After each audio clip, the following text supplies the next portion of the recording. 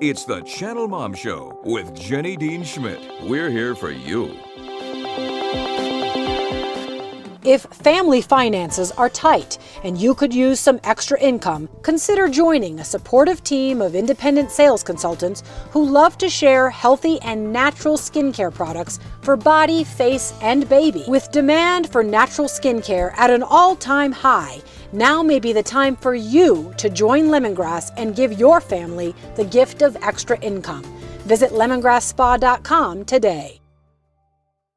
When you're the proud mommy of beautiful babies who grow into wonderful children, you don't take time to imagine what life would be like without them. Life without her precious children is what this brave mother has had to face again and again and again. Her story could change your life. Carrie Zorno deserves an introduction that only God could give. There are not enough words. Carrie happens to be a personal friend of mine, but she also runs a grief ministry. She is a grief share leader with her husband, Scott. Carrie and Scott Zorno are the proud parents of 4 children, but that's where the story begins. She has a lot to tell us about those 4 children, and this could be a tearful show. So welcome to the Channel Mom Show, Carrie Zorno. It's an honor to have you here today. Well, thank you so much for inviting me. Yeah, well, it's a pleasure. So Carrie has a story, folks, and she's going to share it with us. She had 4 children, 2 boys and 2 girls. Is that correct? Beautiful kids. So tell people about your family and where your loss began. Well, our family didn't really begin forming until 6 years after Scott and I were married. So we had to wait 6 long years really wanting children and not getting them. And Abby was born, and 2 years later, Josh was born, and he was diagnosed with cystic fibrosis only 7 weeks after his birth. Okay. And that really took us by surprise. Sure. You didn't know you had it in your family? No, not on either side. Not Okay. on either side. And cystic fibrosis is a terminal illness. Yeah. And so we began preparing there that we would bury him. Yeah. That we would outlive him. Life expectancy is what, 30s to 40s? Well, when he was born, 50% of the kids lived to be 12. Okay. And currently it's mid-30s. Currently it's mid-30s. So 12 for boys? Yeah. Well, boys or girls. Huh. I had no idea. Okay. So Josh had cystic fibrosis. You already had Abby. Abby was healthy. And then you had Josh. And then what? Yeah. And we went through some rough spots with Josh. We had pneumonia, partially collapsed lung, RSV, all within the first 6 months of his life. So I really thought, okay, this is going to be this struggle until we lose him. And 2.5 years later, or 2 years later, my husband came to me and said, I think we need to have another child. And I'm going, what? We're already struggling with this one, doing treatments and getting enzymes in him. Yeah. And trying to make life look as normal as possible, and which was very difficult at the time. And I said, oh, okay, I'm going to have to really think and pray on this one. And we came to the conclusion, yes, we'll take that chance. It's a 1 out of 4 chance every time I got pregnant that I have another child with CF. Okay. So we got pregnant, and Beth was born. And I knew, well, my husband had taken the sample of her blood to University Hospital because they could test it. And within 48 hours, they called me and said, you need to come in for a sweat test because we need to really decide, see if this child has CF because the blood test is coming back positive. And so here's this beautiful daughter of mine that I've been having these horror stories from friends saying, well, if one is doing okay, the next one's going to will do poorly. I have found out that there are multiple genes that make up a CF gene. And some lead to more lung issues. Others lead to more digestive issues. Okay. And so Beth was born, and she was diagnosed with cystic fibrosis also. So now you have Abby. You have Josh, who has cystic fibrosis. You have Beth, who has cystic fibrosis. And beautiful children, by the way. I mean, I can't wait for people to see these pictures. Just gorgeous. Josh and Beth, beautiful kids. And the story continues because I want people to understand what's happened to you before we get to the break. What else happened? All right. Well, 2.5 years later, we were surprised with Chris. So he was my special gift. Yeah. Totally unexpected. Matter of fact, we had taken precautions so that I would not get pregnant. Yes. And so he was a special gift from God. Yes, he was. And we received prayer when I became pregnant with Chris. And when he was born, I did not ask for a diagnosis. I hid his birth from university hospital physicians that dealt with CF. I did not want to know because it had been so hard to bond with Beth. Yeah. Knowing at only 2 days old. Yeah. And so it was 2 months before they called me and said, "Haven't you had that baby yet?"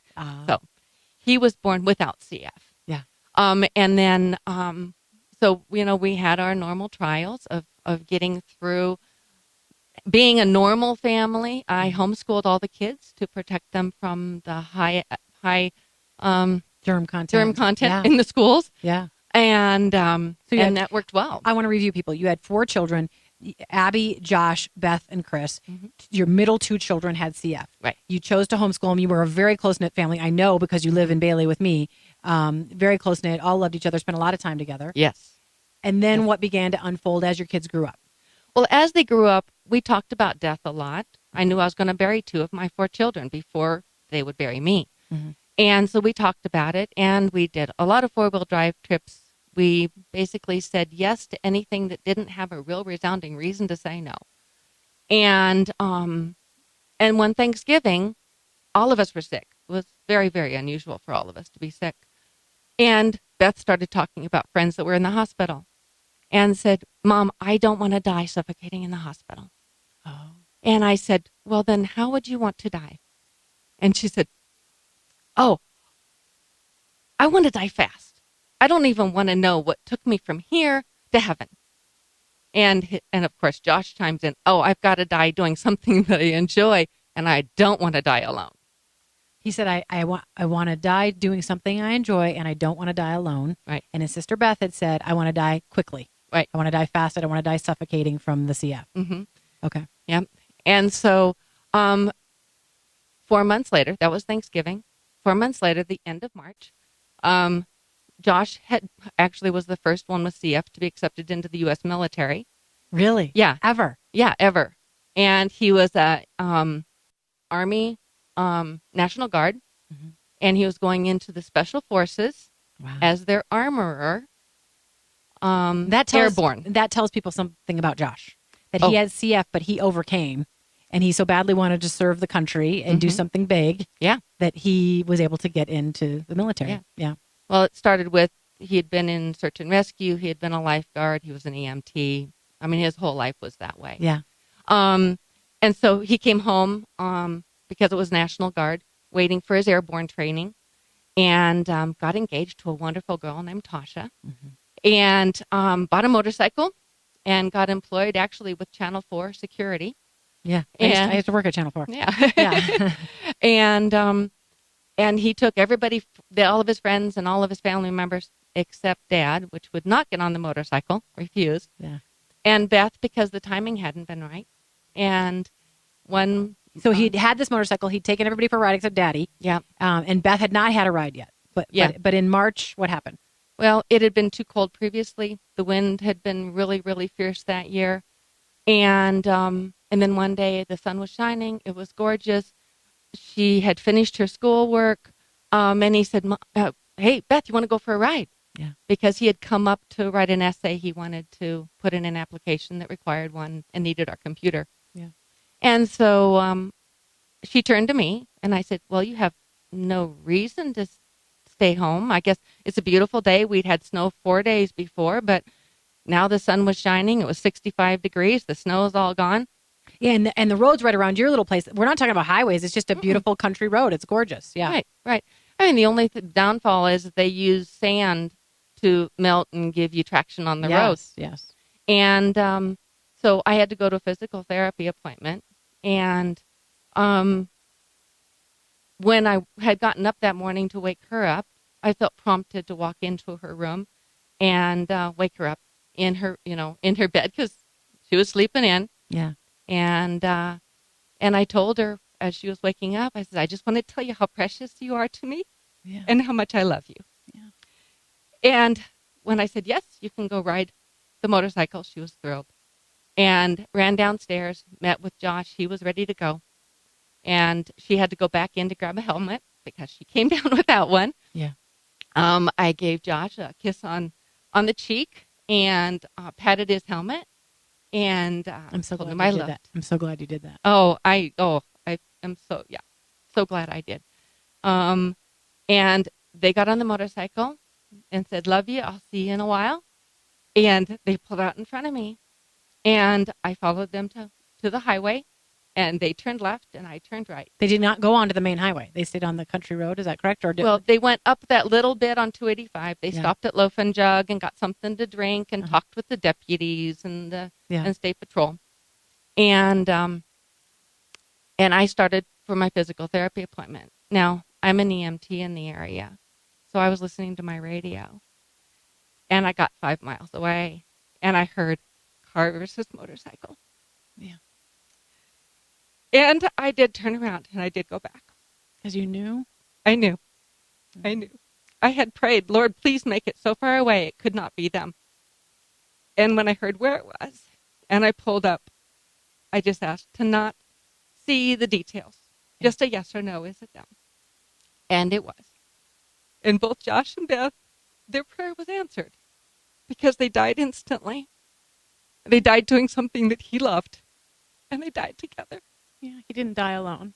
That's right. And that, I mean, by the way, the story goes on, folks. This isn't the end of Carrie's difficulties, but she lost 2 of her babies, but she would have lost them anyway. Mm-hmm. And you have made peace with the fact that they got to go the way they wanted to go. Yes. They had both said, this is the way we want to go quickly, we want to go together, and we want to go doing something we love. I mean, Yes. they each said different things like that. Yes. So you've made your peace with that. You have about a minute left, just briefly before we go out to the break. How have you, in the last however many years, made peace with it? Knowing that I will see them again, and that this life is so brief. It is the blink of an eye. And I get to spend eternity with them in the adventures of heaven. That has brought great peace. Knowing that they did not need to die suffocating in the hospital, brought great peace. Yeah. I miss them horribly. Sure. And you're coming up to an anniversary, which makes it tough. And I want you to know that Carrie probably doesn't want to say this because it'll make her break down, but every Valentine's Day, Daddy would give the 2 girls Valentine's gifts from Daddy with love. And every Valentine's Day, Mommy, Carrie, would give her 2 boys Valentine's gifts. That is no longer possible. So Carrie deals with these anniversaries every year, and God bless her for it. She wants to share the rest of her story with you. We're so blessed to have Carrie Zorno with us. Please stay tuned. You'll hear more of her story when we come back.